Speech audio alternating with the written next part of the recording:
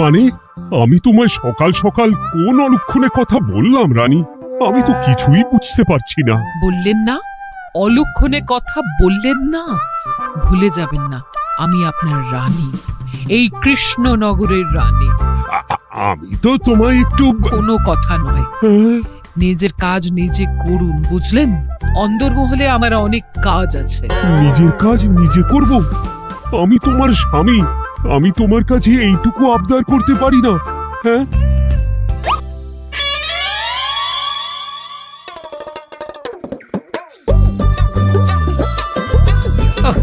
আজ গিন্নির সাথে বচসা করতে গিয়ে দেরি হয়ে গেল।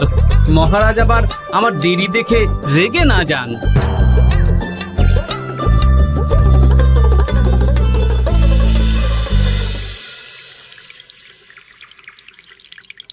হ্যাঁ, তুমি কথাটা খুব একটা মন্দ বলনি মন্ত্রী। এতে রাজ্যবাসীরও উপকার হবে, আর রাজকোষেরও খুব একটা চাপ পড়বে না। তাহলে মহারাজ সব ঘরে ঘরে এই বার্তা পৌঁছে দিই। কি এত বড় সাহস তোমার? আমার মুখে মুখে কথা বলছো? যাও, বেরিয়ে যাও বলছি আমার চোখের সামনে থেকে। তোমায় আর দেখতে চাই না। আমি আবার কি বললাম মহারাজ? কি বললে মানে? কি বলতে বাকি রাখলে শুনি? বলছিলাম কি, অপরাধ নেবেন না মহারাজ, সেনাপতি তো। চুপ, একদম চুপ। আমি মরছি নিজের জ্বালায়, আর তুমি ওই ভুল ভাল বলে আমার মাথা বিগড়ে দিতে চাইছো? মহারাজ রেগে আগুন, এই ছিলেন ঠান্ডা, এই তো মুখে হাসি ছিল, এখন হাতে ডান্ডা। কি বললে কবি? তুমি আমায় অপমান করলে? যাও, এক্ষুনি তোমরা সবাই দূর হয়ে যাও আমার সামনে থেকে। কাউকে চাই না আমি। এই মুহূর্তে রাজসভা আমি শূন্য দেখতে চাই, না হলে আজ সব কটার গর্দান নেব আমি। যাও বলছি।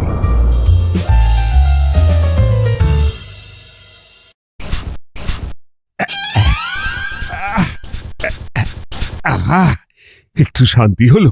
ভেবেছিলাম রাজসভায় করব তাই রে নাই রে, রাজা দিলেন ঘাড় ধাক্কা, এখন সবাই বাইরে। এ তো তোমার জন্য, তুমিই তো বেমক্কা একটা এমন কবিতা বললে। কেন এইভাবে চড়ছেন মন্ত্রী মশাই? দোষ তো আপনারও। আপনি তো কি একটা বলে রাজা মশাইয়ের মাথা গরম করে দিলেন। আমি আবার কি বলেছি? আরে মহারাজ তো সেনাপতির ওপর রেগে গেলেন। আরে বাবা, আমি আবার কি করলাম? পণ্ডিত মশাই কি সব বলে দিলেন, তখনই তো মহারাজ। এই আমার নামে একটা অসাধু বাক্য বললেই আমি কিন্তু। এ কি কাণ্ড! কৃষ্ণনগর রাজসভার সভারত্নরা বাইরে বের হয়ে কি মহা হট্টগোল শুরু করলেন। মহারাজ সবাইকে একসাথে ঘাড় ধাক্কা দিয়েছে। ওরে বাবা, এতগুলো ঘাড়ে রাজামশাই একসাথে ধাক্কা দিলেন কিভাবে? আচ্ছা, দোষটা কে করলো? দোষ করেছে ও, দোষ করেছে ও। দোষ করেছে ও। দোষ করেছে ও। এবারেও কেউ একমত হতে পারলেন না কে দোষ করেছে। আচ্ছা বেশ, কি হয়েছে কেউ একটা খুলে বলুন দেখি। আমি বলছি, মহারাজ বেশ খোশ মেজাজি ছিলেন, কিন্তু হঠাৎ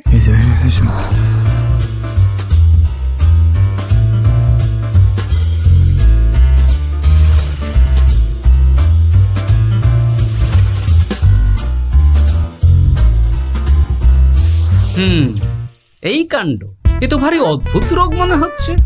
মহারাজের আচমকা মাথায় রক্ত চড়ে গেল নাকি? হ্যাঁ, মহারাজ আপনাদের রাজসভায় ডেকেছেন। ওরে বাবা না, যাবো না গো আমি, আমার কাছে আমার প্রাণ সবচেয়ে দামি। আমিও যাব না, নির্ঘাত মহারাজ গর্দান নিতেই ডাকছেন। আমিও যাব না গোপাল, আমারও প্রাণের বড় মায়া। আচ্ছা, এটা কি কোনো কথা হলো? হ্যাঁ, প্রাণের মায়া কার নেই বলুন তো? আর মহারাজ যে গর্দান নিতেই ডাকছেন তার কি কোনো মানে আছে? অন্য কারণও তো হতে পারে। তুমি কি করে বুঝলে? হ্যাঁ, বুঝতে পারিনি, তবে আন্দাজ করেছি। তোমাদের কথাতেই শুনলাম মহারাজ খোশ মেজাজেই ছিলেন, সহসা রেগে গেছেন। আবার যে সহসা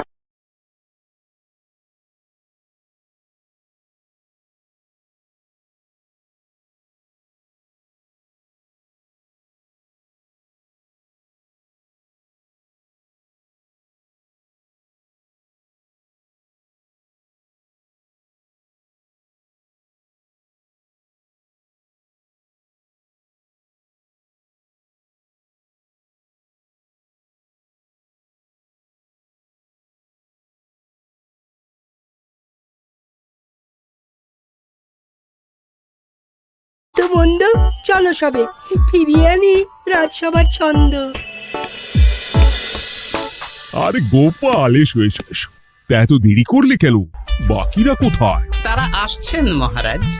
আপনি তাদের ডেকেছেন, তাদের ঘাড়ে কটা মাথা যে তারা আসবেন না। কিন্তু মহারাজ, আমি অন্য কথা ভাবছি। কি কথা গোপাল? আপনি নাকি সভায় আজ হঠাৎ সবার উপরে রেগে গিয়ে তাদের সভা থেকে বের করে দিয়েছেন মহারাজ। এ কি সত্যি মহারাজ? আরে না না গোপাল, মোটেও না। বলতে পারো আমি সবার সাথে একযোগে একটা রসিকতা করছিলাম। আমি দেখছিলাম সবাই আমার রসিকতা কেমন বুঝতে পারে। তাই নাকি? আসলে তুমি ছিলে না বলেই এরা কেউ আমার রসিকতা ধরতে পারেনি। এ কি সত্যি মহারাজ? আপনি সত্যি আমাদের উপর কোনো রাগ করেননি? হুম, এ কি, এই সব কিছুই আপনার রসিকতা ছিল? ও মা, তাই নাকি মহারাজ? এই যে আপনি শুনিয়ে দিলেন কথা কড়া কড়া, সবকিছুই ছিল আসলে নিছক মজা করা। আহ, আবার যত সব বাজে বকছো তোমরা। এত কথা কেন? তোমরা কেউ আসলে মহারাজ কৃষ্ণচন্দ্রের রাজসভার যোগ্য নও। যাও যাও, দূর হয়ে যাও। কিন্তু মহারাজ, এই যে আপনি বললেন। আহ, তুমি সবার আগে যাও তো। তুমি হলে সব নষ্টের গোড়া। যাও বলছি, আমার আর ভালো লাগছে না। যাও। জব বাবা।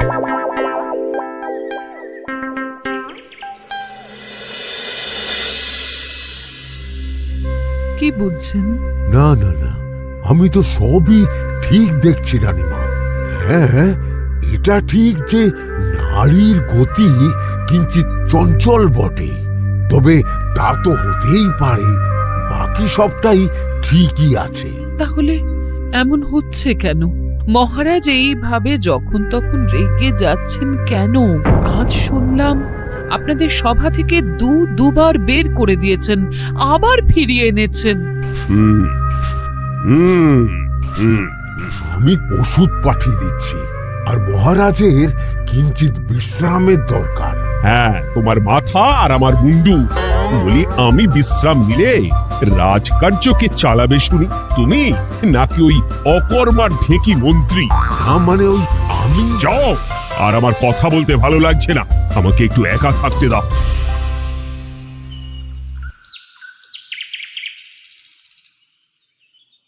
ব্যাপারটা কি বুঝলে গোপাল?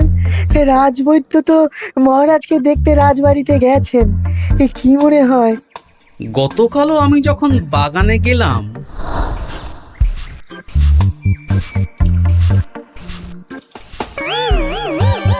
গোপাল, তোমার কি মনে হয় মহারাজকে কোন রোগে ধরেছে?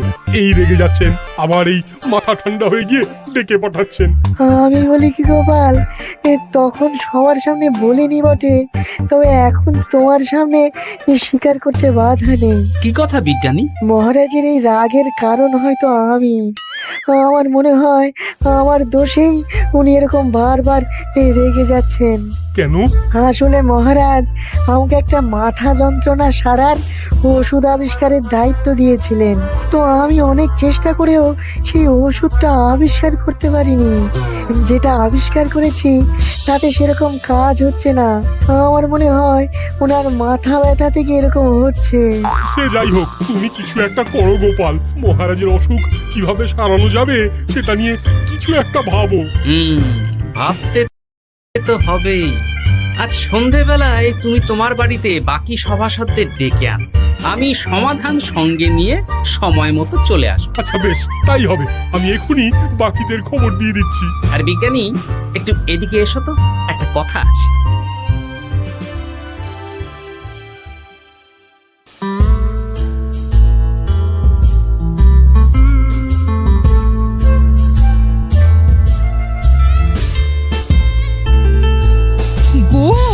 বলি, এইভাবে ঘুরলে কি মহারাজের ব্যামো সেরে যাবে? তা সারবে না। তার চেয়ে এক কাজ করি, কিছুটা আলু আর ছোলা সেদ্ধ করেছি, তার সাথে নুন, লঙ্কার গুঁড়ো আর লেবু দিয়ে মেখে আলু কাবলি বানিয়ে দিই, কি বলো? হ্যাঁ, দাও দাও দাও, মন্দ হয় না। মহারাজের মন উচ্চাটন, তার কি কারণ? মাঝে মাঝে আসছেন আর মহারাজ রেগে আগুন হয়ে যাচ্ছেন, আবার যেই সে ব্যামো ঠিক হয়ে যাচ্ছে মহারাজ সেই আগের মতন। তার উপর আবার সভাসদেরা মনে করছে তাদেরও কোনো দোষ আছে। তাহলে দুয়ে দুয়ে 4 করতে হবে, কিন্তু কিভাবে কিভাবে কিভাবে? এই নাও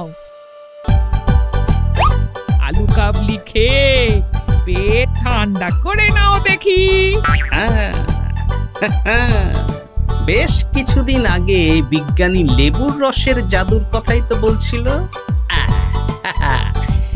আচ্ছা গিন্নি, তুমি তোমার বিয়ের সময় তোমার বাবার মুদির দোকানের একটা কাঠের ছোট বাক্স পেয়েছিলে না, যাতে শ্বশুর মশাই মোহর রাখতেন? উমা, সে বাক্স তো ঝুলকালি মেখে আছে গো, তা দিয়ে তোমার কি হবে? ঝুলকালি লেগেছে? বাবা বাবা বাবা, তাতে তো আমার কাজ আরো ভালো হবে। যাও যাও যাও, নিয়ে এসো দেখি। আমি ততক্ষণে বেশ খানিকটা অদৃশ্য কালি বানিয়ে ফেলি। না না, আমি তো বলছি মহারাজের কোনো রোগ নেই, সামান্য উদ্বেগ ছাড়া আর কোনো সমস্যাই নেই মহারাজের। তাহলে মহারাজ আমাদের এই তুর্কি নাচন কেন নাচাচ্ছেন শুনি, মস্করা করে? তাই তো উত্তর জানা চাই তো। আর এই যে এত জরুরি তলব পাঠিয়ে গোপাল আমাদের ডেকে পাঠালো, তার তো টিকিরও দেখা নেই। গোপাল কি করবে শুনি? যে রোগ আদপেই নেই সেই রোগ কিনা ওই গোপাল ছাড়াবে? আমার তো বিশ্বাসই হয় না। বিশ্বাসে মিলায় বস্তু, তর্কে বহু দূর, তাই না মন্ত্রী মশাই? পেলে গোপাল, মহারাজের রোগ সারাবার কোনো উপায় পেলে? আচ্ছা গোপাল, রাজবৈদ্য বলেছেন মহারাজের কোনোই অসুখ নেই, তা তুমি কি সারাবে শুনি? হ্যাঁ, রোগ হয়তো রাজবৈদ্য মশাই ধরতে পারেননি, কিন্তু কিছু তো আছেই যার জন্য মহারাজ এমন আচরণ করছেন, তাই না? তা তুমি বলো না মহারাজ এমন কেন করছেন, আর কি তার সমাধান? এক এক করে বলি। আমি ভেবে দেখলাম এর জন্য আমরাই দায়ী। বলো কি? আমরা সবাই কোনো না কোনো সময়ই মহারাজের রাগের কারণ হয়েছি, তাকে আঘাত দিয়েছি, বিষণ্ণ করেছি। ইচ্ছে করে করিনি হয়তো, কিন্তু করেছি। আর মহারাজ সেই সব কথা বুকে চাপা দিয়ে রেখেছেন। তুমি বলতে চাইছো অতীতে সেই সব ভুলের কারণেই মহারাজ এমন করছেন? আমার তো তাই মনে হয় সেনাপতি। আচ্ছা আচ্ছা, তর্কের খাতিরে যদি তাই ধরে নি, তাহলে এখন আমাদের কি করণীয়? আমরা তো কাল যন্ত্রে চেপে অতীতে ফিরে যেতে পারবো না যে সেই সব ভুলগুলো শুধরে দেব। তা হয়তো হবে না, কিন্তু কিংকর্তব্য বিমূঢ় বাবার আদেশ যদি মানি, তাহলে এই সমস্যার সমাধান সম্ভব মন্ত্রী মশাই। কি বললে? ত্রিকালজ্ঞ বাবা কিংকর্তব্য বিমূঢ়? সে আবার কি গোপাল? আছেন একজন জ্ঞানী ব্যক্তি, আমার খুব পরিচিত। তার দেওয়া একটা উপদেশ আমার জানা আছে। আমার বিশ্বাস তাতে মহারাজের এই সমস্যার সমাধান হয়ে যাবে। কি করে শুনি? এই কালি হলো অদৃশ্য কালি। কলম দিয়ে অদৃশ্য কালিতে কাগজের উপর লিখতে হবে। কি লিখতে হবে? লিখতে হবে যে মহারাজের সাথে অতি সাম্প্রতিক কালে আমরা যা যা অন্যায় করেছি তাই লিখতে হবে। কোনো মিথ্যে কথা লেখা যাবে না। তবে চিন্তা নেই, অদৃশ্য কালি, ফলে কেউ কারো লেখা পড়তে পারবে না। এইবার এই কাগজ ভাঁজ করে ফেলে দিতে হবে এই বাক্সে। বাক্সে তালা, তার চাবি থাকবে মন্ত্রী মশাইয়ের কাছে। আবার আমার কাছে কেন? পরে যাতে কোনো সন্দেহ না করেন, যা সন্দেহবাতিক মন আপনার। বললে এইবার এই বাক্স সারা রাত নদীর ধারে বটতলায় পড়ে থাকবে, চাঁদের আলো পান করবে। তারপর সকালে আমরা সবার সামনে এই বাক্স ফেলে দেব নদীর জলে। সবার অন্যায় সারা রাত চাঁদের আলো পান করে শুদ্ধ হয়ে ভেসে যাবে নদীর জলে। ব্যাস ব্যাস, আমরা সবাই পাপ মুক্ত হয়ে যাব। একদম সবাই শুদ্ধ হয়ে যাব, আর মহারাজের ব্যামো সেরে যাবে। কিন্তু তুমি কোনো চালাকি করছো না তো গোপাল? অদৃশ্য কালিতে লেখার সাথে আমি আর কোন চালাকি করব মন্ত্রী মশাই? দেখুন, আমি একটা কাগজে লিখছি। কি কিছু বোঝা যাচ্ছে? সত্যি তো কিছু বোঝা যাচ্ছে না যে আদৌ কিছু লেখা হয়েছে কি হয়নি। তাহলে লেখা শুরু করা যাক। এক এক করে লিখুন আর কাগজ ভাঁজ করে বাক্সে ভরে দিন। আর হ্যাঁ, একদম মিথ্যে কথা লিখবেন না, তাহলে কিন্তু লেখাগুলো অদৃশ্য থাকবে না, ফুটে উঠবে। আচ্ছা গোপাল, বুঝেছি। কলম কালি মন লেখে 3 জন, মিথ্যে কথা লিখে দিলেই ঘটবে অঘটন। আমি বাক্সটা নদীর পাড়ে সঠিক জায়গায় রেখে আসবো। তারপর কাল সকালে সবাই মিলে এই বাক্স ফেলে দেব নদীর জলে। ঠিক আছে?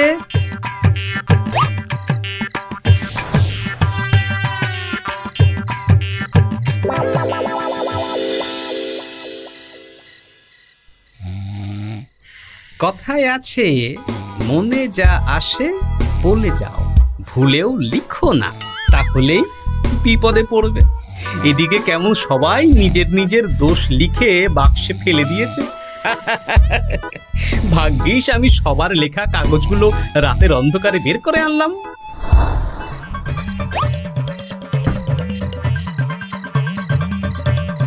এইবার এই কাগজগুলো ঢুকিয়ে দিলেই কেল্লা ফতে। এখন সবার পাপের স্বীকারোক্তি আমার হাতের মুঠোয়।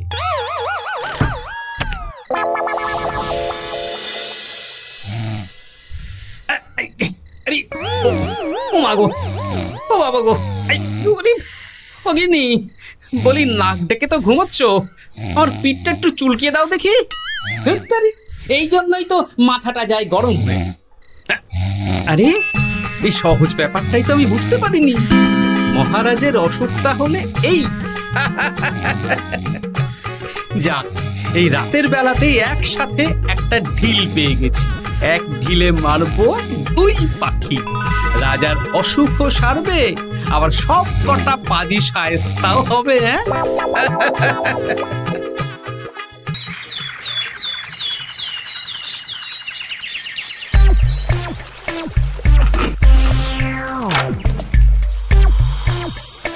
কি এইবার শান্তি হয়েছে তো মন্ত্রী মশাই? যেমন অদৃশ্য লেখা ছিল সেরকমই আছে তো? কিন্তু এতে কি মহারাজের রোগ সেরে যাবে? যাবে না মানে? মনে করুন সেরে গেছে।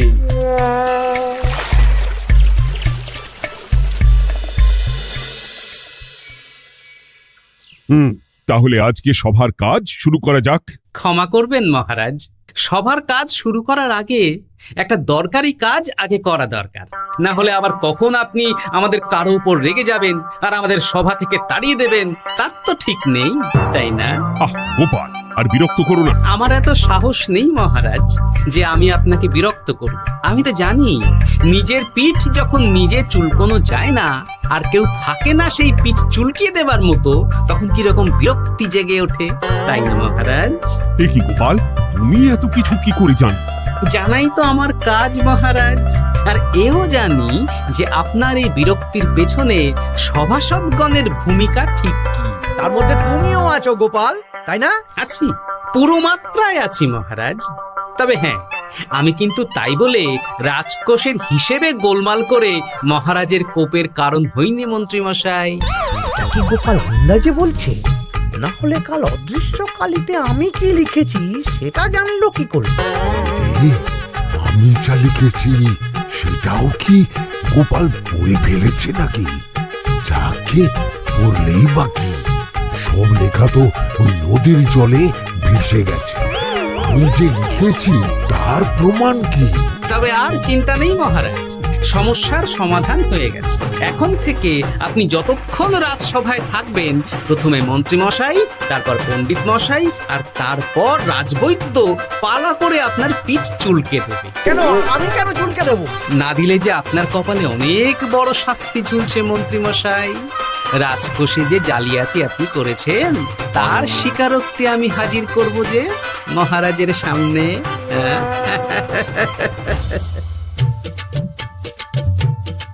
এই নিন মহারাজ, মন্ত্রী মশাইয়ের পাপের স্বীকারোক্তি। আপনি আগে মন্ত্রী মশাইয়ের লেখাটা পড়ুন, তারপর একে একে সকলের স্বীকারোক্তি দিচ্ছি। এ কি মন্ত্রী, তুমি রাজকোষ থেকে 500 মোহর চুরি করেছো, আর তার বদলে সেই হিসেব তুমি পুকুর পাড় বাঁধানোর খরচ হিসেবে দেখিয়েছো। এই সেরেছি, এটা ফুটে উঠলো কি করে? সে অনেক কাণ্ড মন্ত্রী মশাই, বাকিদের সবারটাই আছে, এত জেনে কাজ কি? না না, জানতে তো হবেই। তাহলে শুনুন, এই অদৃশ্য কালি আসলে লেবুর রস। গতকাল রাতে আমি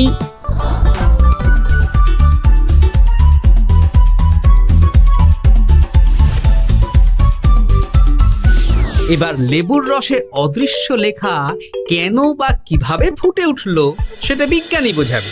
লেবুর রসে লেখা আগুনের তাপে ধরলে ফুটে ওঠে, কারণ লেবুর রসে থাকা অম্ল কাগজের সাথে থাকা শ্বেতসারের সাথে বিক্রিয়া করে এবং তাপ পেলে সেই বিক্রিয়া দ্রুত হয়ে কাগজের শ্বেতসার রাসায়নিকভাবে পরিবর্তিত হয়ে গাঢ় রং ধারণ করে। অনেক দিন আগে বিজ্ঞানীর কাছে ব্যাপারটা জেনেছিলাম, আজ কাজে করে দেখালাম। এবার মন্ত্রীমশাই দেখুন, মহারাজের সেবা করা ভালো না তার বদলে চাবুক খাওয়া ভালো?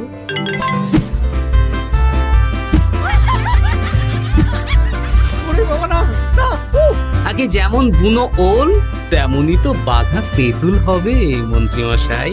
যা, রাজামশাইয়ের মেজাজ আবার বিগড়ে যাওয়ার আগেই কাজ শুরু করে দিন ও বাকিদেরকে সেবা করার সুযোগ করে দিন। আজ থেকে ভুল হলে শুধরে নেব ভুলকে। মন্ত্রীমশাই মহারাজের পিঠ দেবে চুলকে।